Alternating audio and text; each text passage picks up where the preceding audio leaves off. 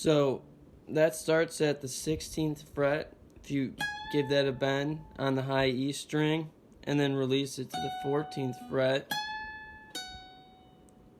and immediately go to the 15th fret. So kind of like a... And then what we do there is kind of... We're in A Mixolydian here real quickly, which is... will all make sense in a second because we're kind of walking down D major chord right there. So you bend that 16, go down to the 14th fret, 15th fret on the E string, 14th fret, 15th fret on the B string, and then 14th fret on the G string. And that's a D major arpeggio, just basically up in this position. So we have, so that's 16 bend, release to that 14, and then you kind of walk down that D major arpeggio.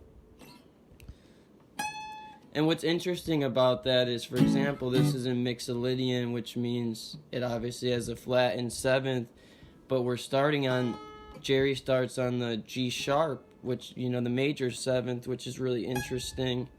It gives it really a unique sound. So after that lick, we go to the 17th fret of the B string and kind of do this. And like I said, you can see a lot of arpeggiations being used with that D chord right there, and then bending the 17, and then we have a groupings of arpeggiations here. Excuse me.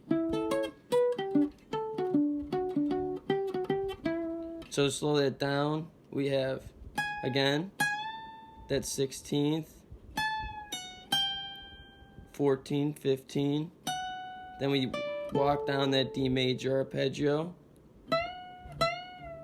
bend that 17th fret on the B string, and then what we have here is an A major arpeggio. We're just barring the 14th fret from the D to the B, and we're going to play them just from the D to the B string.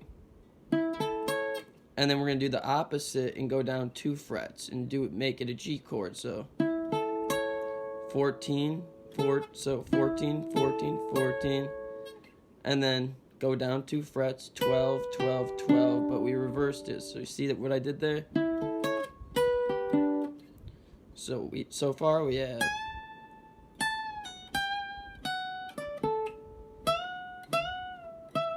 then those 14s from the D to the B string, and then from the B to the D string reverse, and then we have D major arpeggio. So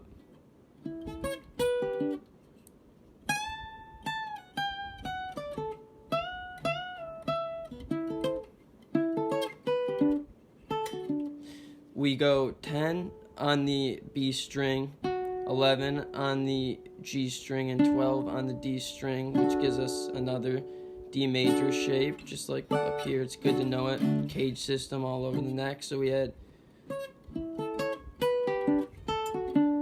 and then so we're gonna play that downwards. So we had up that A major arpeggio, down that G major arpeggio, down this D major arpeggio, and then we're gonna pick 2 notes out of that one.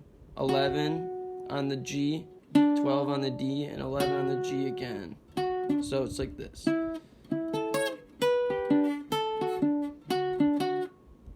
And then 12, 11, 12 on the G string, 9. So altogether, I know it seems a bit confusing, but I'll try to make it make a little bit more sense. We had that 16 into...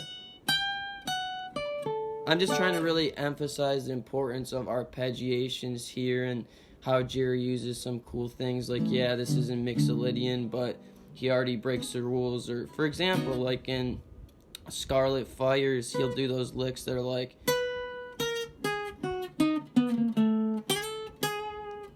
and it's in B Mixolydian, but he's playing with the major 7th. and not the flat in 7. So he kind of does that right at the intro there by using a G sharp. So we had those arpeggiations. Jerry definitely knew the chords he was playing over and, you know, the arpeggiations he was using.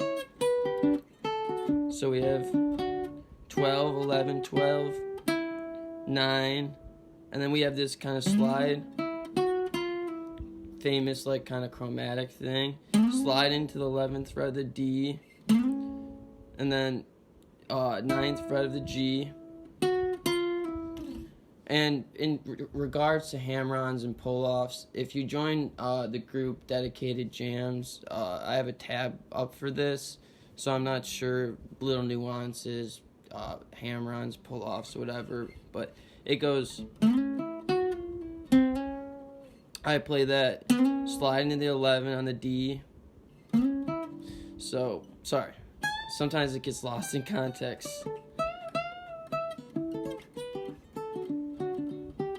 Yeah, so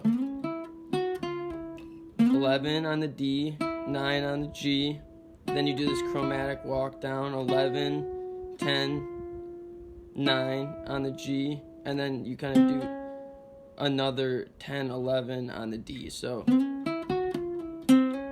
it's real quick. And then it goes,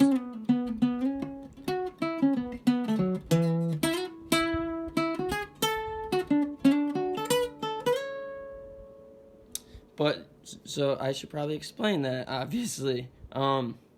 So yeah, we have that, and then we kind of just do this slide thing. Your fingers will get accustomed to it really quick once you start practicing it.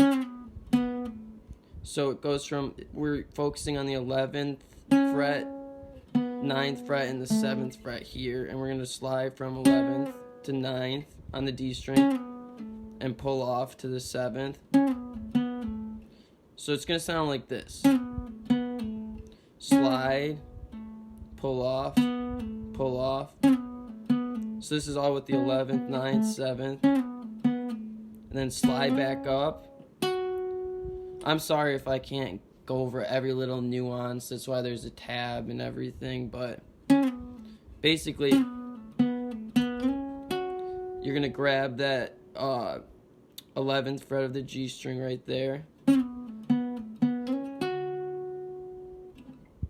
So, all together.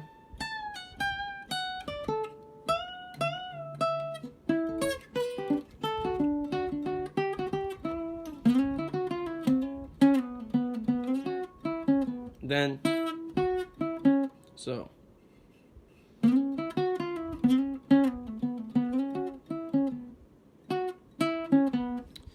Eleven, 9 on the G, 11, 9 on the D, and that's kind of like one phrasing, one group there. So like,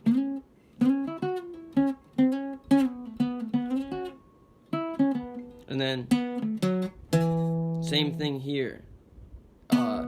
We're at the 9th, 7th on the D and 9, 7 on the A. So it's kind of like the same shape, but a different string. So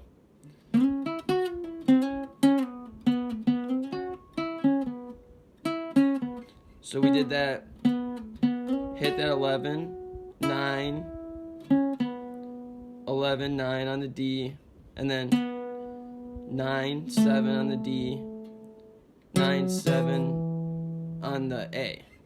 And then that's when it slides from 11 to 9 on the G, like the slides from 11 to 9,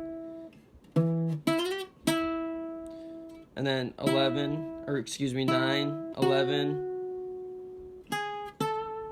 So slides from the 11 to 9. Sorry, I'm confusing myself a little bit here, but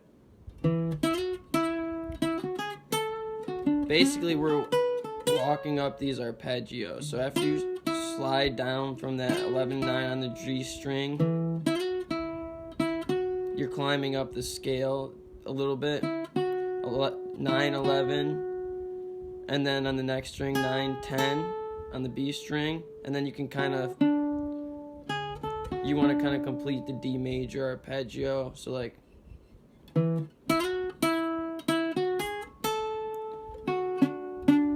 which would be like that.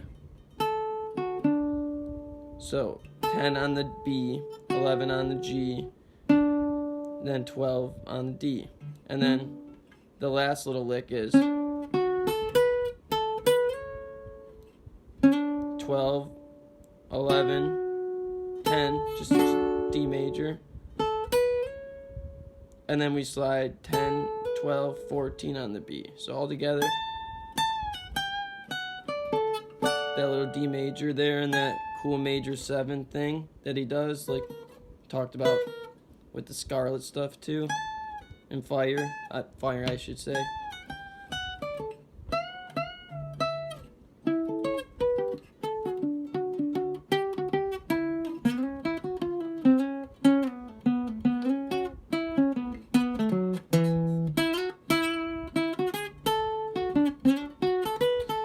Alright, I hope that helps. I definitely did not take 4 tabs of acid 7 hours ago. Thanks, guys. Bye.